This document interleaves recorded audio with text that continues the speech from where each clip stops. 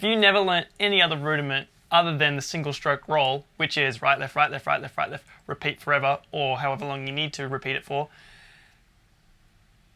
I think you'd be okay. I do use double stroke rolls here and there. I do use some variations and inversions of paradiddles here and there.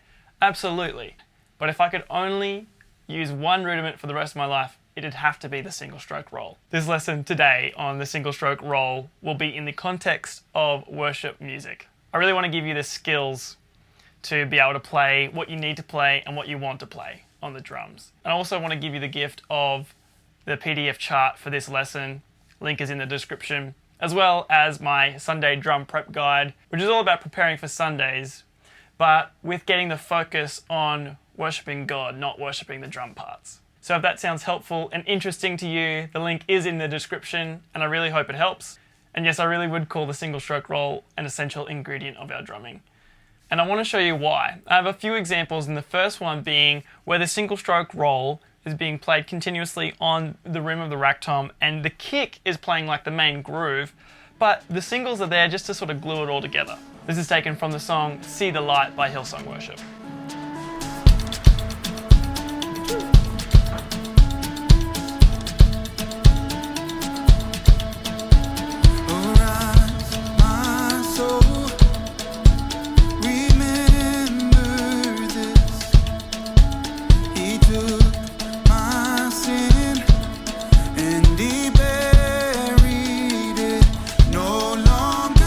This next one is singles on the snare, where you accent the 2 and the 4 for the backbeat.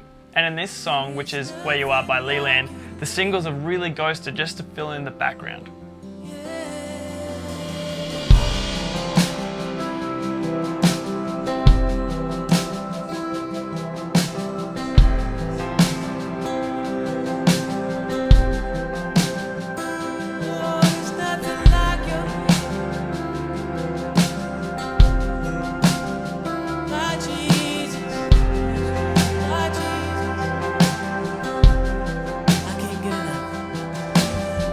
This next one is again on the snare, except for it's a lot faster. We're actually playing in 30-second notes, and there's a lot more accents to make it more exciting and to just add more suspense and energy to this building bridge section of Holy Spirit by Brian.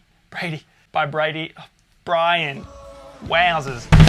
By Brian and Katie Torwell.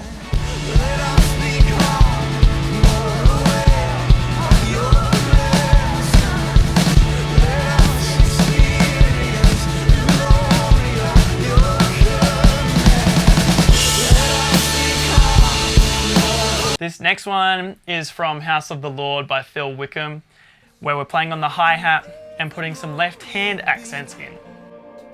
He opened the prison door, he parted the raging sea. My God, he holds the victory. And yes, single stroke roll does work in 6/8 as well. This next example is from Who You Say I Am, which is 6/8. The single stroke roll isn't constant though, it's just a little bit broken up. Here's the example.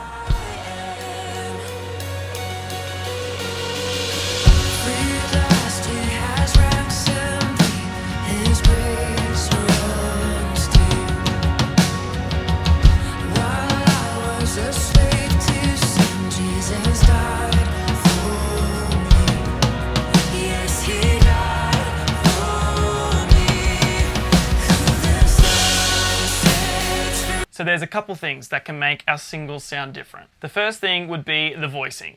Are we playing it on the snare? Are we playing them on the hi-hat? Are we playing them on the rim, the toms, etc., etc.? The other thing, and this is probably what I really want to focus on today, is the accents. What notes out of our single stroke roll are quiet and which ones are loud?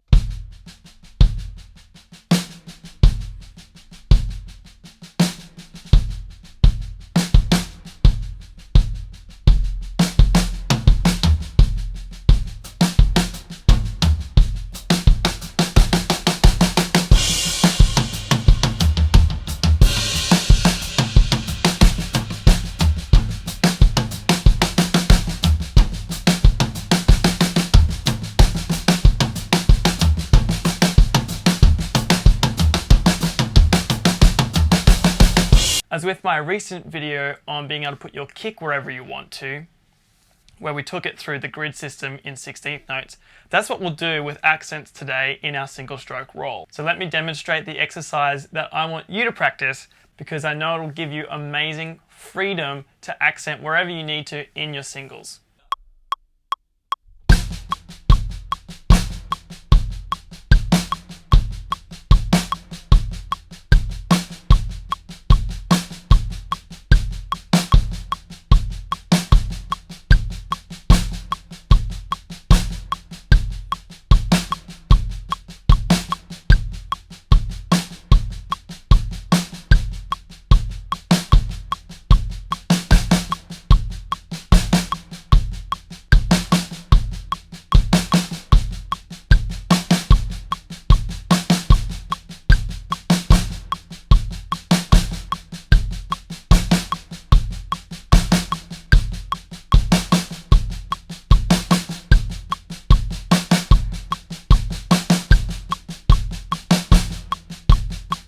So just to explain that, if you're not sure what's going on, firstly I'm accenting the 1 and the 3. So 1E and a 2E and a 3E and a 4E and a...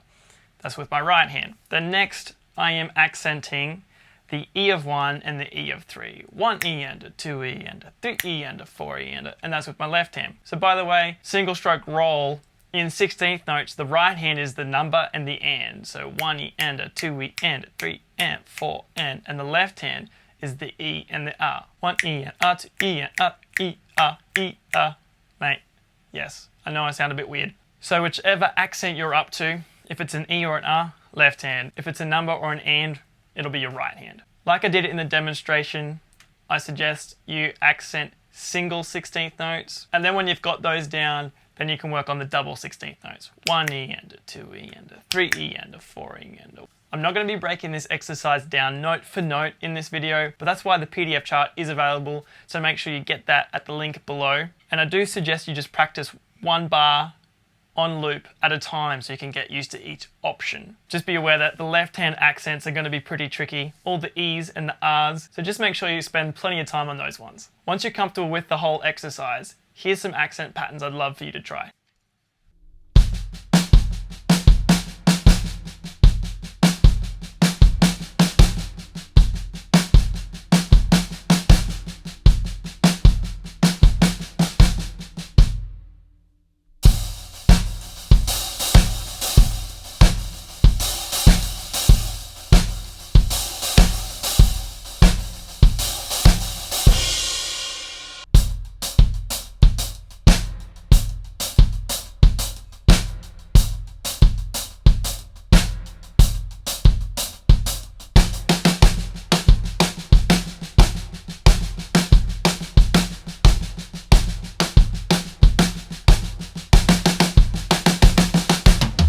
So why is this exercise so powerful? Here's the thinking. If you're able to play any option that you'll ever need to, then when that option shows up, it won't be super tricky, right? So say if we're in a song and you have to accent the R of 3 and the E of 4 on the hi-hat, 1E and a 2E and a 3E and up or E and a 1E and a 2E and a 3 and up or E and up. You're not going to have to spend a whole heap of time learning that specific pattern because you've already practiced all the options, right? If we didn't have this exercise, every time we encountered a new accent pattern in a song, we would have to start from scratch. But now, after practicing this exercise, we're not starting from scratch. We have every possible accent covered, we're comfortable with it, and all that it is when we come to new songs is just a rearranging of those accents. Think about the English language. We've learnt how to read and say a whole bunch of different words, but we haven't learnt every single sentence that's available to us. Think of the sentence, ice cream is super expensive. We've learnt all those words on their own, but also in context. Because I know how to read those words and how to say those words, I can say a totally different thing with those exact same words. Say like, expensive ice cream is super. Or, using the exact same words, I can ask a question. Is ice cream super expensive? Or, is super ice cream expensive? Or, is expensive ice cream super? I don't know why the topic of this sentence is ice cream, but alas, let's move on.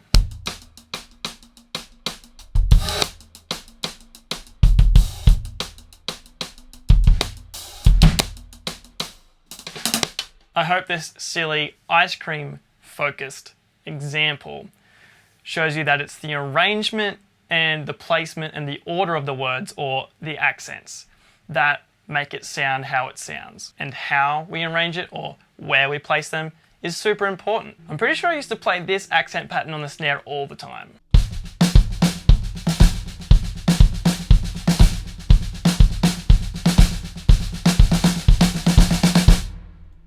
Something like that. But I could accent a left hand and could accent a right hand, but if you asked me to play a different accent pattern, man, it would take me ages because I was so locked into that. So when I started to practice all of my accent options, no matter what accent pattern came my way, I was ready and able to play it. I really hope that this video encourages you to dive deep into this exercise and really put it to practice. You're not going to get good at playing accents in singles just by watching this video.